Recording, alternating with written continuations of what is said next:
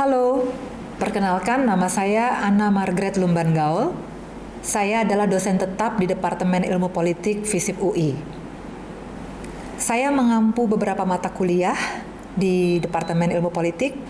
Di antaranya ada pengantar ilmu politik, pengantar penelitian politik, latihan penelitian politik, sistem politik perwakilan, dan juga politik identitas dan kewarganegaraan.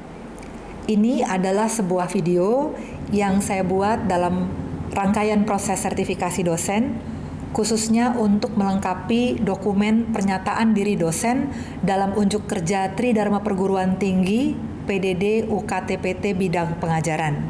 Dan video ini secara khusus nanti adalah untuk mata kuliah Politik Identitas dan Kewarganegaraan. Mata kuliah ini sebetulnya merupakan mata kuliah pilihan bebas yang dibuka untuk mahasiswa program Sarjana Ilmu Politik di semester genap. Secara garis besar, cakupan materi perkuliahan juga dibagi menjadi dua sesuai judulnya Politik Identitas. Itu dimulai sejak awal perkuliahan sampai dengan penyelenggaraan ujian tengah semester UTS, dan kajian tentang kewarganegaraan atau citizenship disampaikan pasca UTS hingga pelaksanaan ujian akhir semester atau UAS. Adapun yang menjadi capaian pembelajaran mata kuliah CPMK dari Politik Identitas dan Kewarganegaraan adalah harapannya mahasiswa mampu menganalisis masalah-masalah terkait politik identitas dan kewarganegaraan dengan melihat sejumlah studi kasus baik di Indonesia maupun di luar negeri. Pada kajian tentang politik identitas akan nanti dibahas sebetulnya sejumlah konsep dasar yang relevan, kerangka analisis teoretik tentang identitas dan politik identitas dalam ilmu politik, ragam bentuk identitas seperti etnik, ras, gender, dan kelas sosial, serta bagaimana nanti kerangka analisis tentang identitas dan politik identitas dilanjutkan dengan pembahasan sejumlah studi kasus. Dan studi kasus juga dipilih yang menyoroti perkembangan teori identitas sosial atau social identity theory untuk bisa menjelaskan latar belakang persepsi dan tingkah laku dalam pemilu.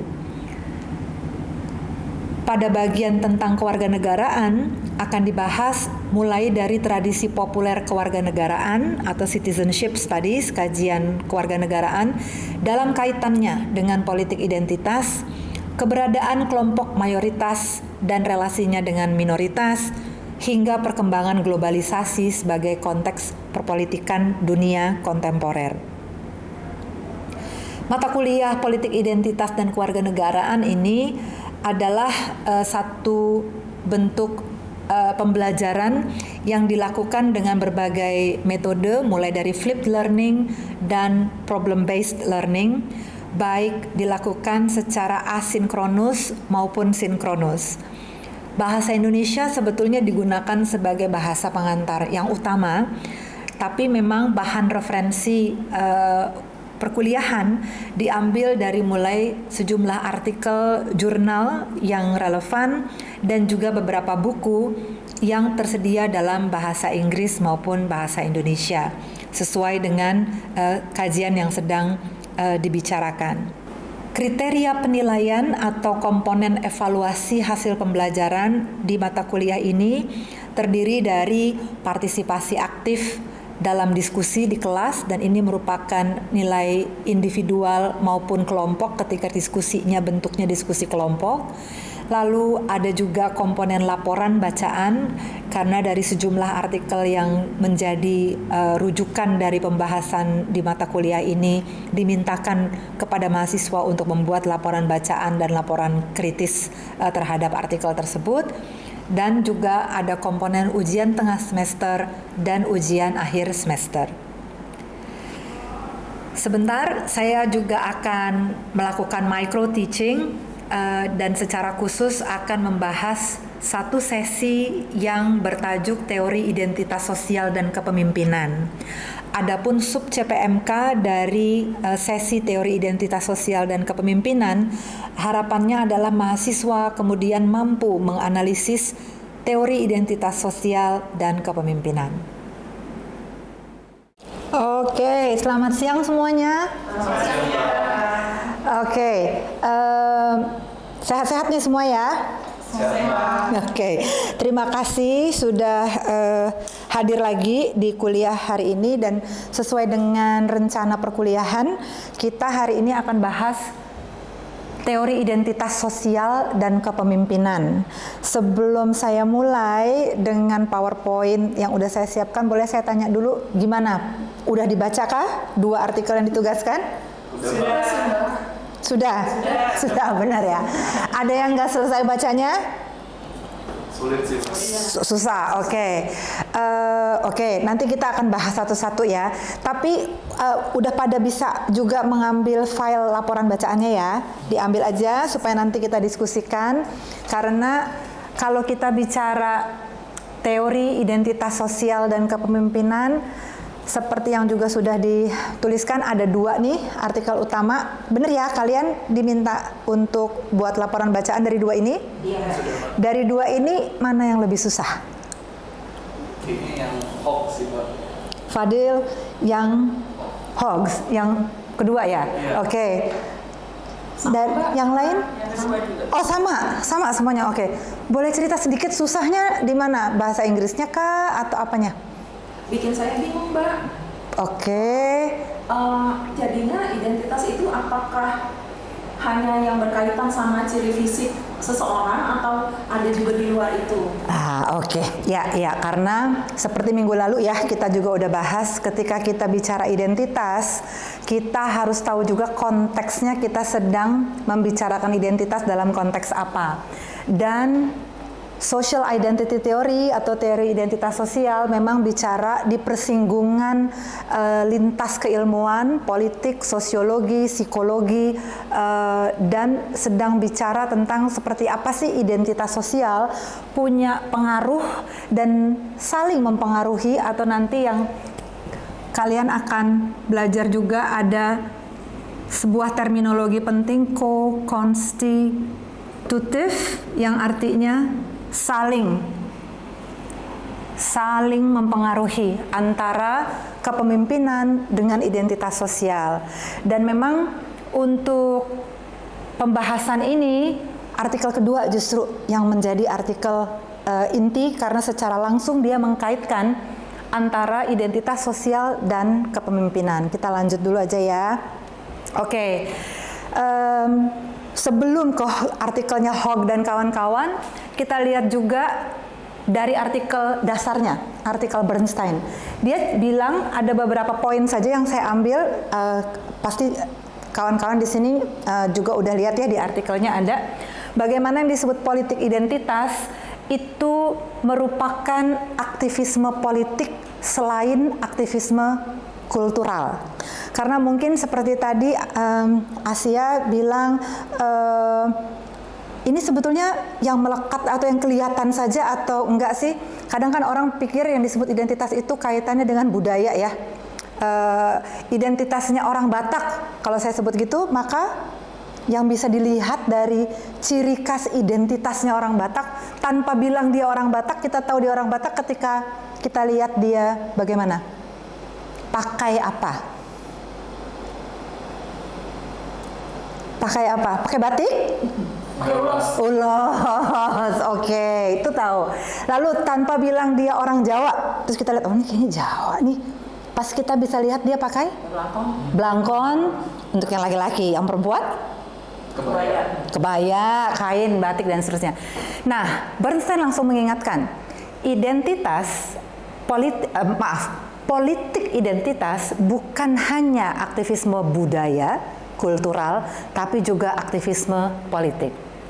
Lihat poin yang kedua, dia mengingatkan juga bahwa identitas punya peran dalam segala bentuk social movement, gerakan sosial. Identitas ini kita tahu minggu lalu kita juga udah bicara, ada yang sifatnya final, yang dianut oleh mazhab esensialis, yang melihat bahwa ya sudah, kalau dari lahir begitu, maka sampai nanti akhir hidup begitu terus. Lahir jadi orang Jawa, maka sampai seterusnya jadi orang Jawa. Dan Di spektrum yang lain ada yang disebut mazhab konstruksionis, dan dalam mazhab konstruksionis atau konstruksi sosial sebaliknya, identitas tidak final dan tidak tetap. Makanya dia disebut juga anti esensialis. Mungkin terlahir sebagai orang Batak, terlahir sebagai orang Jawa, tapi bukan berarti tidak bisa membela orang-orang Papua. Meskipun tidak terlahir sebagai orang Papua, punya keberpihakan, punya reaksi ketika melihat apa yang terjadi sama bangsa Palestina, misalnya, dan seterusnya. Poin yang ketiga, oleh karena itu Bernstein juga mengingatkan bahwa politik identitas ini berguna. Berguna itu artinya kan punya fungsi ya. Untuk apa? Untuk memahami hubungan antara pengalaman personal seseorang dan posisi dia dalam politik. Apakah kemudian dia tadi saya kasih contoh memahami apa yang terjadi, oh ini nggak benar. Yang terjadi di Palestina itu sebuah bentuk penindasan, kesewenang-wenangan, penjajahan bahkan. Itu dipengaruhi oleh pengalaman personal dia dari kecil, dan disebut pengalaman personal. Coba saya tanya, apakah melulu ini soal hal-hal yang dibicarakan di rumah, di keluarga? Belum tentu ya. Pengalaman personal bisa juga didapat dari apa sih? Lingkungan sekitar, teman main, teman nongkrong, film yang kita pilih, musik yang kita dengar. Dan yang keempat, Bernstein mengatakan ada 3 pendekatan teoritis untuk memahami politik identitas. Mungkin ini saya akan petakan juga di sini secara garis besar saja karena lengkapnya ada di artikel. Pendekatan neo-Marxis, karena dia mulai menyematkan juga identitas kelas sosial. Lalu ada pendekatan gerakan sosial baru, New Social Movement. Dan yang ketiga adalah pendekatan post-strukturalis yang sebetulnya juga sangat dekat dengan pendekatan konstruktivis dan postmodernis. Dalam hal ini, mungkin yang saya perlu garis bawahi tadi, saya senangnya tadi kalian tiga-tiganya bilang kalau baca Bernstein lebih sederhana ya daripada Hogg ya. Mudah-mudahan dapat premis terakhir tadi ini bahwa identitas itu menjadi bentuk perlawanan. Karena pada akhirnya baik di tingkat individu ataupun di tingkat kelompok, orang bisa memilih identitas mana yang dia mau kedepankan untuk kemudian menyatakan posisi politik, untuk kemudian menuntut hak, dan seterusnya. Yang kalau ini semua dirangkum, kita bisa lihat pengalaman sifatnya ko-konstitutif dengan identitas, dan kemudian ko-konstitutif juga saling mempengaruhi dalam pilihan-pilihan strategi. Karena bisa jadi tuh, kalau kita hanya berpegang pada mazhab esensialis, nanti kita akan ditanya, oh orang kamu bukan orang Papua kok ngapain ngomongin soal pengalaman penindasan orang Papua, kayak ngerti aja. Menurut teori identitas dari Bernstein, bisa. Identitas secair itu, sedinamis itu, sehingga bentuk-bentuk kesadaran untuk melakukan pilihan-pilihan sikap bisa sangat dinamis sifatnya. Tidak ditentukan dari sejak lahir itu kita seperti apa. Lanjut, nah ini sebetulnya saya mulai masuk, kenapa sih artikel kedua yang Hogg dan kawan-kawan itu agak membingungkan ya. Mungkin ini, saya akan runut dari Hogg juga dia tuliskan kok. Ini nanti ada beberapa link ya, ada beberapa tautan YouTube, nanti ini bisa diklik masing-masing, bisa dilihat di rumah. Mungkin sebentar nanti saya juga coba di kelas untuk diskusi kita, tapi semoga ini bisa menjelaskan. Jadi sebelum bicara soal teori identitas sosial dan kepemimpinan, ada satu nama yang penting, Henry Tajfel ini. Tadi saya sempat sebut ya, lintas disiplin ilmu antara sosiologi, psikologi, dan ilmu politik. Tajfel ini dia psikolog, dari ilmu psikologi sosial. Dialah penganjur teori identitas sosial, dan dia lihat dia punya premis, dia katakan ada 3 tahapan yang membentuk cara pikir dan bahkan sikap batin. Mentalitas itu kan sikap batin ya. Kalau sikap batin, coba saya tanya dulu nih, kita selalu menyadari atau tidak? Belum tentu, benar. Kita bisa tidak sadar tentang sikap batin kita.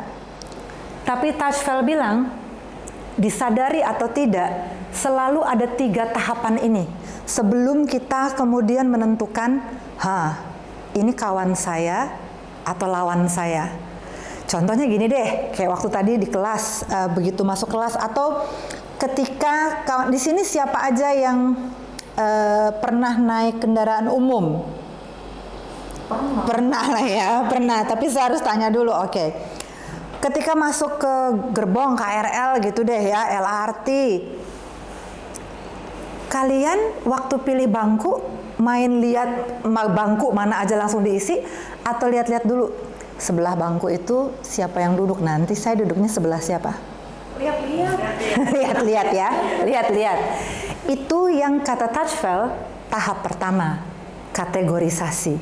Kita sebagai manusia selalu didorong oleh kesadaran, baik yang tidak kita sadari, untuk melakukan observasi, pelabelan, pembeda-bedaan.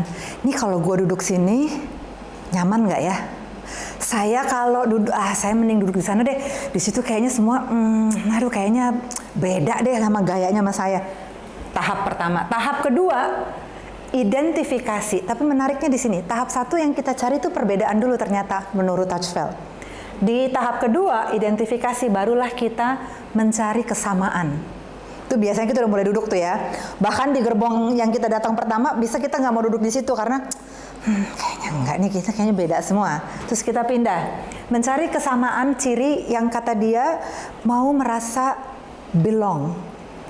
Kita kemudian punya dorongan untuk menjadi bagian dari kelompok tertentu. Misalnya aja, ini saya juga akan pakai nih baju kayak gini. Kadang-kadang hal yang sangat sederhana, hal-hal yang kita nggak sadar gitu. Atau kita lihat, aduh serius banget mukanya, kita nggak mau duduk sebelah dia. Nggak sadar. Tapi itu tahap kedua, identifikasi. Dan tahap ketiga, kata Tajfel, barulah kita masuk ke komparasi, membanding-bandingkan, pembentukan sikap batin yang menyoroti perbedaan, kekhasan, kekhususan. Bahkan disinilah mulai muncul sikap dia sama saya lebih oke siapa, kelompok saya dan kelompok dia mana yang lebih baik. Mulai masuk ada pembanding-bandingan dan perasaan saya lebih atau saya kurang dari orang-orang tersebut. Ini secara psikologi sosial menurut Tajfel mendorong kita dalam pembentukan keputusan kita itu mau mendukung atau tidak mau mendukung sesuatu. Sampai di sini jelas? Oke, sekarang kita masuk sesi tanya jawab yuk. Saya mau coba untuk dengar lagi dari kawan-kawan setelah dengar kuliah, terus lihat lagi bahan laporan bacaan yang sudah disusun. Ada pertanyaan kah? Silahkan, mau siapa duluan? Oke, Fadil silahkan. Ya, Mbak tadi kan pas jelasin Tajfel tuh kita ngeliat tuh dari kategorisasi sampai kompromi. Cuman di bagian kategorisasi ini kan kita jadi tadi Mbak jelasin ada konsep siapa kawan, siapa lawan gitu ya. Itu bukannya berarti identitas politik juga bisa buruk gitu, karena itu kadang-kadang suka keluar tuh identitas politik itu buruk karena jadi misalnya contohnya mayoritas versus minoritas seperti itu Mbak. Oke. Kalau pertanyaannya apakah identitas politik, atau mungkin saya akan lebih tepatnya kalau politik identitas gitu ya, karena kalau identitas politik nanti kita kan bicara misalnya kamu anggota partai mana, itu identitas politik. Kamu mendukung ideologi mana, itu identitas politik. Tapi kalau politik identitas, mungkin tadi ya sebelum kita waktu lagi diskusi saya coba jelaskan bahwa politik identitas bisa baik, bisa buruk, tergantung dia sedang digunakan untuk apa. Ketika dia digunakan untuk membela kelompok minoritas, dan minoritas ini juga ada konteksnya ya. Misalkan saya akan langsung cepat aja. Oke, pertanyaan saya ke kita semua nih. Kalau disebut perempuan, itu minoritas nggak? Iya nggak? 50-50. Kalau disebut minoritas, iya sih ketika kita ngomong konteksnya dunia patriarki. Tapi kalau saya sebutkan si perempuan ini udahlah dia istri penguasa politik, kita tahu juga dia sudah lama menjadi elit ekonomi di negara ini, punya popularitas yang sangat baik, sangat luas. Ya sih banyak yang kritik, tapi punya kekuatan ekonomi yang mumpuni, bagian tadi saya udah bilang dari keluarga penguasa politik. Maka kita bisa masih mengatakan dalam konteks politik si perempuan ini minoritas nggak? Nah, yang kayak tadi Fadil bilang 50-50 itu, selama masih kita bicara konteksnya dunia patriarki, iya. Tapi ketika dihadap-hadapkan dengan perempuan lain yang adalah buruh, mungkin tidak punya penghasilan tetap, bahkan di usia tertentu belum punya keturunan, itu mungkin akan jauh lebih rentan gitu ya. Jadi kalau respon saya mungkin gini, politik identitas bisa nggak dipakai untuk sesuatu yang buruk? Kenapa kita sering dengar politik identitas itu buruk? Ada yang tahu? Karena dominasi. Iya persis, karena bahkan orang yang sebetulnya bagian dari mayoritas bisa menggunakan politik identitas untuk menuntut hak dia.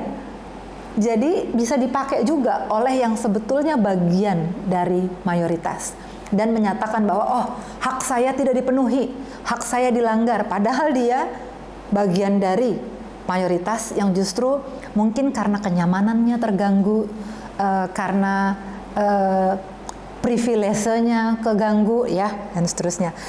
Yani tadi ada yang mau ditanya juga? Iya Mbak, gimana sih Mbak cara melihat politik identitas itu dalam pemilu?